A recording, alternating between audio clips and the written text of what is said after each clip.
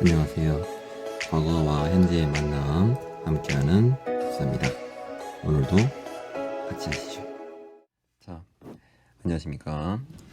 이번 시간에는 우리가 몽골과 원나라에 대해서 수업을 이제 할 겁니다.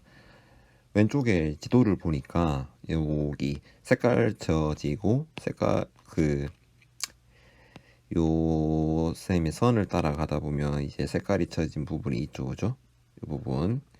요 부분을 전체 다 모두 차지한 나라가 몽골입니다. 근데 이제 몽골 안에서 중국 대륙만 따로 이제 지배한 나라가 바로 원나라예요. 그러면 이 몽골 제국 안에 몽골 요즘엔 울루스라고 하는데요. 이 울루스 안에 이제 원이 있다라고 이해를 하시면 됩니다. 그래서 이 몽골 울루스부터 배우고 그 다음에 원나라에 대해서 학습을 하겠습니다. 몽골 제국은 칭기즈칸의 정복 활동 이후 확장된 영토를 표시한 지도이다. 서화 정벌 이후 호라즘 정복을 통해 미세를 떨친 몽골 쪽은 서방으로 진출하였다. 이후 자손들의 지위 다툼이 발생하여 4개의 칸국으로 분리가 되었으며 중국은 원으로 분리였다. 일단 몽골족은요 원래 이제 유목민족입니다. 그 몽골 초원, 요즘 말하면 이제 고비 사막 위쪽에서 이제 부족으로 이제 살고 있었던 사람들이 이제 13세기 초에 이제 칭기스칸으로 불리는 테무친에 의해서 통일이 되었다라고 하는 게 첫 번째 문장의 주인공이 되겠죠. 몽골 제국이 이제 발전되고 있다는 겁니다. 물론 이제 수업할 때 이제 몽골 제국의 발전 과정을 이제 쭉 영상을 통해서 볼 건데, 그런 과정에서 우리가 학습을 해야 하고, 그 다음에 이 칭기스 칸이라고 하는 거, 칸은 이제 유목 민족의 황제라고 이해하시면 됩니다. 당시 이제 당나라 때 돌걸이란 민족이 이제 가한이고요. 이 가한에서 또는 칸 이렇게 이어진다고도 우리가 이해를 할 수도 있고요. 어쨌든 이제 이런 칸은 이제 지배층 중에서 왕을 지칭한다라고 이해를 하시면 더 좋을 것 같네요. 이때 이슬람 지역은요 좀 약해졌던 왕조입니다. 아바스 왕조가 있었는데요. 이 아바스 왕조도 굉장히 약해져 있었고, 그다음에 서쪽으로 더 가면 이제 셀주크 투르크가 약해져 있다라고 이해를 하시면 되겠습니다. 당시 이제 어 몽골이 이제 유럽 쪽으로 진출을 하는 과정에서 이제 아들들한테 군대를 주고, 이 아들들은 어떻게 보면 이제 봉토죠. 그 봉토를 받아가면서 자신들이 나라를 새롭게 만들었다라고 하는 게 바로 칸국입니다. 깁차크 1, 차가타이, 요 위에는 또 오고타이가 있거든요. 그래서 오고타이 한국, 차가타이 한국 이렇게 이제 하는데, 보통 이제 차가타이 한국으로 우리가 핵심을 얘기를 합니다. 그리고 이제 요 안에서 칸국 사이에서 이제 데칸이라고 하는, 칸 중에서 데칸이겠죠. 데칸의 지위를 두고 다툼이 좀 있었습니다. 요게 이제 왕위 계승 다툼이라고 하고, 요런 과정에서 등장한 사람 이름, 우리 좀 익숙한 사람이죠. 쿠빌라이 칸. 이 쿠빌라이 칸 같은 경우는 이제 황제가 되기 직전에 이제 고려 원종이 되는 태자랑 만나서 이제 몽골과의 강화를 맺게 되는 주인공이었잖아요. 그래서 원래 몽골의 수도는 바로 카라코룸이었습니다. 이런 카라코룸에서 현재 대도는 베이징이에요. 이 베이징으로 수도를 옮기고 나라를 이제 이름을 바꾸었습니다. 그게 바로 원나라예요. 몽골 초원과 중국.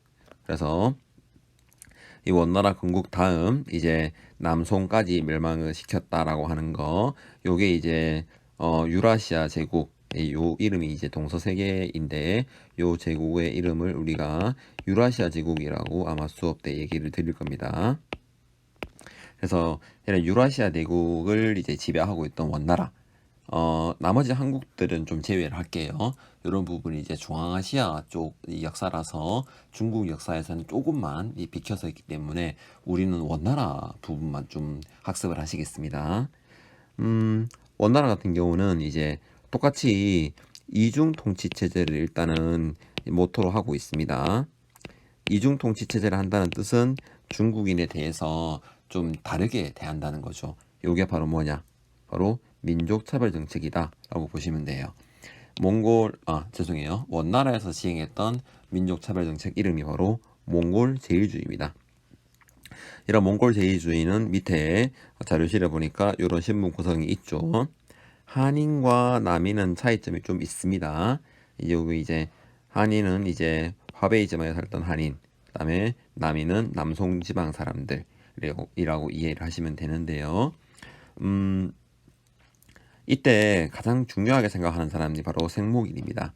생목인은 이제 몽골의 이제 전쟁 과정에서 정보를 제공하거나 아니면 말을 제공하든가 또는 이제 상인으로서 이제 재정을 지원한다든가 또는 이제 외국인으로서 통역을 지원한다든가 요런 이제 몽골의 침략 전쟁에 도움을 주었던 외국인이라고 이해를 하시면 되겠습니다.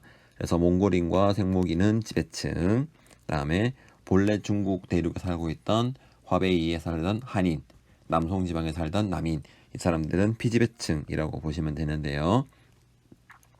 어찌되었든 이런 이제 민족 차별 정책이 계속 된다면 당연하게도 피지배 계층은 반발이 있겠죠.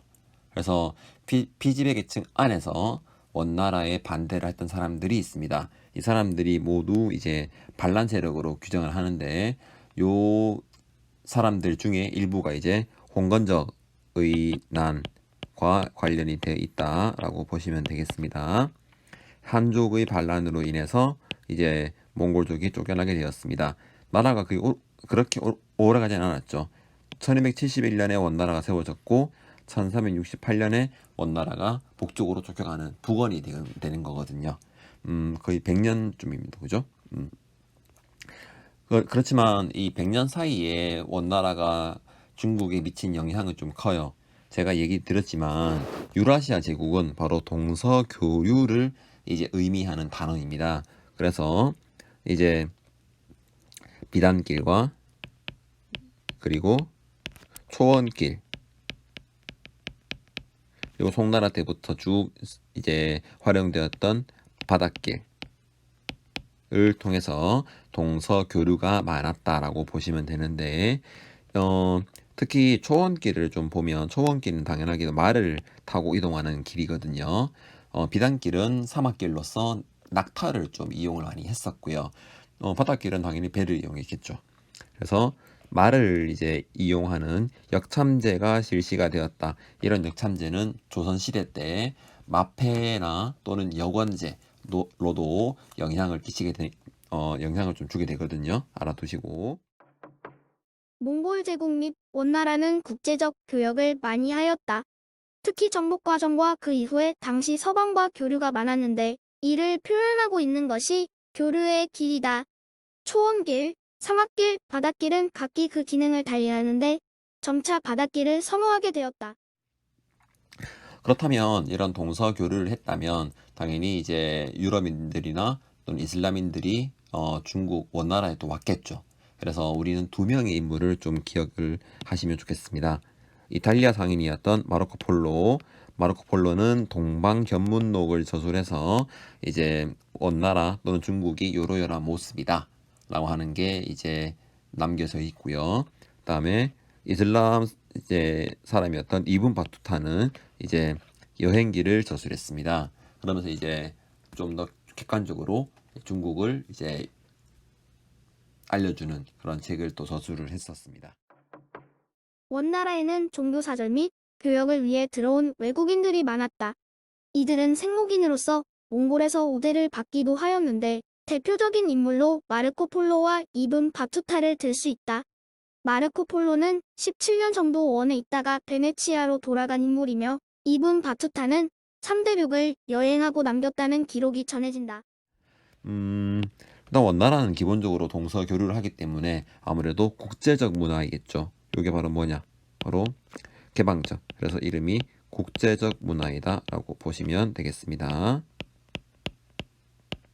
종교도 많았고요. 일단 교류를 한다는 뜻은 아무래도 이제 상업이 발전했다는 뜻이죠. 상업 발전하면 누가 발전합니까? 바로 여기에 나와 있다시피 서민 문화가 발전하는 거지요. 그래서 화폐 사용도 늘었다. 이때 지폐 이름은 교초. 그다음에 도시의 서민들을 중심으로 한 서민 문화. 이때는 소설과 희곡이 좀 유행을 했다라고 보시면 되겠습니다. 그리고 잡극. 그래서 이제 문학사에서는 원나라가 곡입니다. 곡, 원곡. 밑에 건 이제 동방견문록과 여행기가 나와 있습니다. 그래서 이런 부분을 자세히 살펴보면서 원나라를 정리를 하시고, 원나라 첫 번째 부분에서 우리가 봐야 할 거는 이제 몽골 제일주의가 어떤 이제 의미인지, 그리고 이제 두 번째 같은 경우는 이제 원나라의 역찬제와 그리고 국제적 문화의 특징을 살펴보고, 그다음에 서민 문화가 어떤 모습이었는지, 이렇게 세 가지를 중점적으로 해서 복습을 해 두시면 더 좋을 것 같습니다. 오늘은 여기까지입니다. 참고 영상 한번 보시고요. 여러분 복습을 꼭 철저히 해서 다음 시간에는 우리가 명나라와 청나라에 대해서 수업을 진행하겠습니다. 오늘 고생 많았습니다. 안녕. 함께하는 역사, 여러분의 구독과 좋아요, 알림 설정 부탁드립니다. 감사합니다.